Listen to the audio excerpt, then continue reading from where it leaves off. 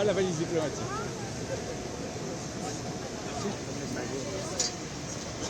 Ça, c'est quoi?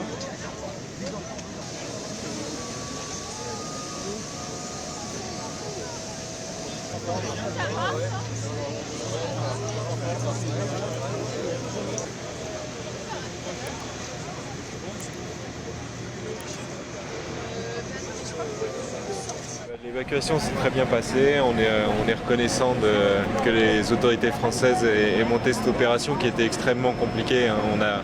On a vécu une semaine de chaos et voilà, on peut être que satisfait. C'était improbable qu'il n'y ait pas de mort, il y a quelques blessés qui vont aller bien et donc on est très content que ça se finisse comme ça. Les tirs sont dans toute la ville, les tirs sont dans toute la ville, donc on n'a pas des tirs directs, mais l'intensité des combats fait qu'il y a des balles perdues partout, enfin, on a des vitres cassées dans tous les bâtiments, enfin, c'est le chaos, Il y a eu plusieurs techniques, il y a des gens qui ont eu des points de ralliement, nous on a eu la chance d'être extraits directement par les forces de gendarmerie qui sont venues nous chercher à notre hôtel, parce qu'on était dans un lieu où on était avec une escouade des forces spéciales des rebelles.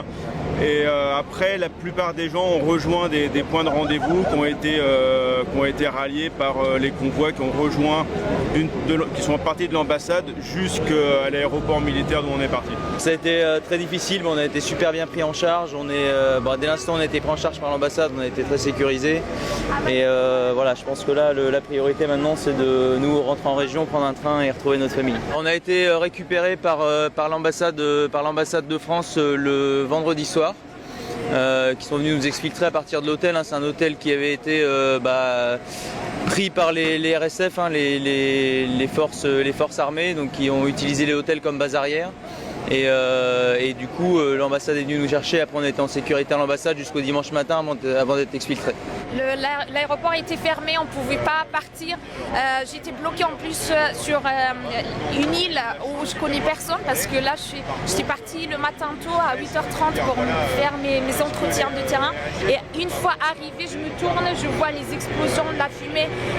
Donc c'est vraiment, j'ai pas eu le temps de bien réaliser ce qui s'est passé. C'est une peur aussi parce que durant le trajet aussi, on a croisé plusieurs checkpoints, que ce soit de l'armée, mais aussi des forces de soutien rapide. J'étais pas rassurée, donc de voir autant de militaires avec des armes lourdes, j'ai vu aussi un bombardier et des missiles derrière.